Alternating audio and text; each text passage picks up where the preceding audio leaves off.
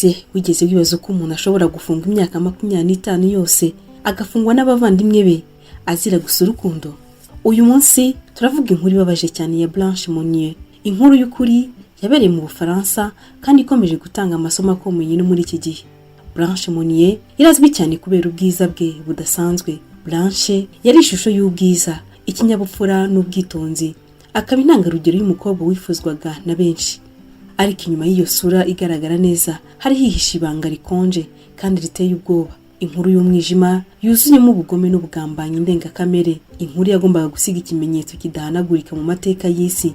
Inkuru ya Blanche Monnier si inkuru y'intsinzi, ahubwo ni inkuru y'ubuzima bwamizwe n'ubugome bwateguwe n'abo yagombaga kwiringira kurusha abandi, umuryango we bwite. Ni isomo rikomeye ryerekana uko urukundo rushobora guhinduka intwaro yo kugenzura no gusenya. Ubwiza bwa Blanche bwari impano ikomeye kuri we, nibwo bwabaye intandaro y'akaga.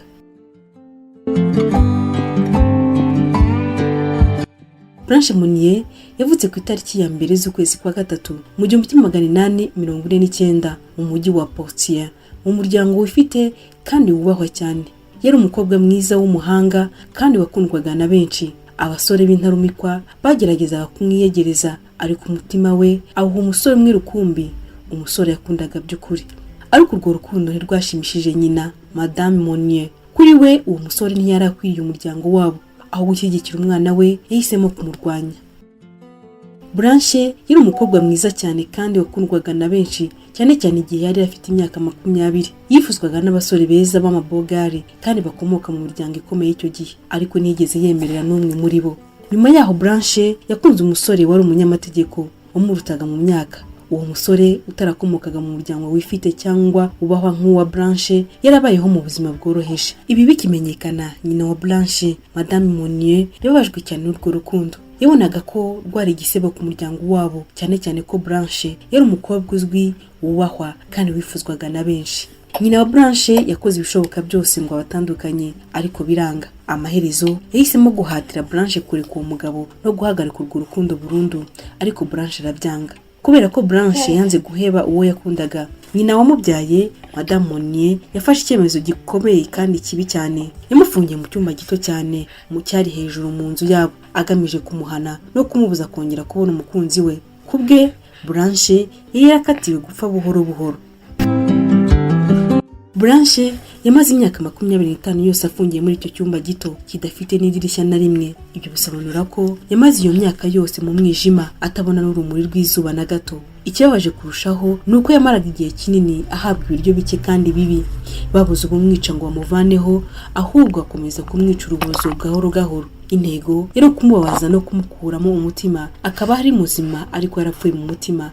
Blanche yarabashywe n'iminyururu iziritse ku buriri bwe, kandi ibyo yakoraga byose yabikoraga aho hantu honyine, kwituma no kwihagarika byose abikoreraga aho ngaho. Nyina na musaza we Marcel babeshya abantu ko Blanche yaburiwe irengero. Bavugaga ko yagiye ahantu hatazwi nyuma yo kurangiza amashuri, kandi ko atigeze ashaka kugaruka mu Bufaransa. Uwo musore bakundanaga yaje gupfa afata amenye ibyabaye ku mukunzi we. Yapfuye yibwira ko yahemukiwe, atazi ko Blanche yari afungiwe ahantu hafi yaho yarari, ko agifite icyizere ko umunsi umwe bazongera guhura. Bari barasezeranye ko nta kintu na kimwe cyabatandukanye, ariko uwo musore yagiye babaye yibaza impamvu Blanche yagiye atamubwiye. Ashobora kuba yaribwiraga ko yamuretse akabona undi. Uwo musore yapfanye agahinda gakomeye cyane. Ku itariki ya 23 z'ukwezi kwa gatanu mu 1901, polisi yahawe ibaruwa y'ibanga ivuga ko mu nzu y'umuryango wa Monnier hari umuntu umaze imyaka myinshi afunzwe mu buryo bw'ibanga. Ubwa mbere polisi ntiyabyemeye kuko umuryango wa Monnier wari uzwi kandi wubahwa cyane, ariko nyuma yo gukora iperereza ryimbitse basanze ko hari ikintu kidasanzwe gihishwe muri iyo nzu. Ntibigeze bamenya uwatanze ayo makuru, ariko bikekwa ko yaba yari umwe mu bakozi bo muri iyo nzu cyangwa undi muntu wanze kwihanganira iryo hohoterwa ndengakamere. Polisi igeze mu nzu ya Monnier yahabonye ibintu biteye ubwoba bitagereranywa. Basanze Blanche mu cyumba gito cyane cyanduye bikabije, kirimo umwanda n'imbeba nyinshi. Blanche yari yarabaye muri icyo cyumba imyaka yose, atazi ibibera hanze. Yari yarananutse cyane, apima ibiro 25 gusa, aryamye ku buriri bwuzuye umwanda n'ibisigazwa by'ibiryo. yari amaze imyaka yose aboshywe ku buriri kandi icyumba cyari gifunganye cyane ku buryo abapolisi bakinjiyemo babuze umwuka kubera umunuko ukabije n'umwanda mwinshi waharangwaga.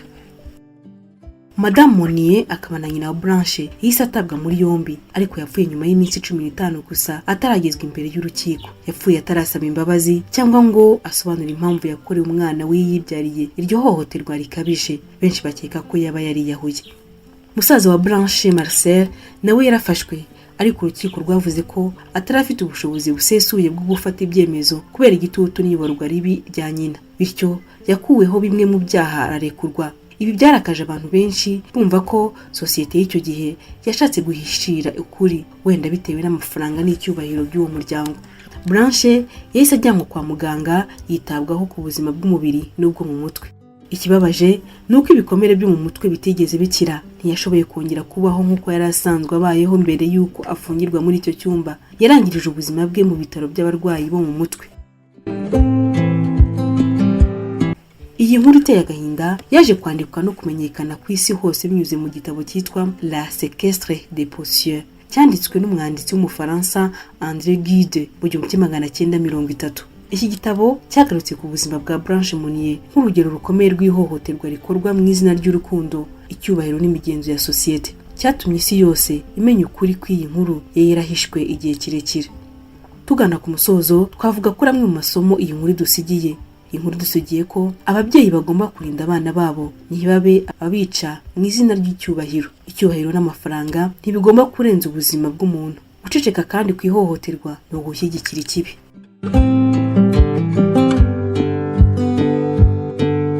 Tugeze ku musozo w'inkuru yacu. Turabishimira ko mukomeje gukunda no gukurikira ibiganiro byacu. Turashimira bamaze gukora subscribe kuri Ubuzima mu Nkuru TV, tunasaba abatarabikora ko babikora kugira ngo ntibagacikwe n'inkuru zacu. Turabifuriza guhaha mu karongo.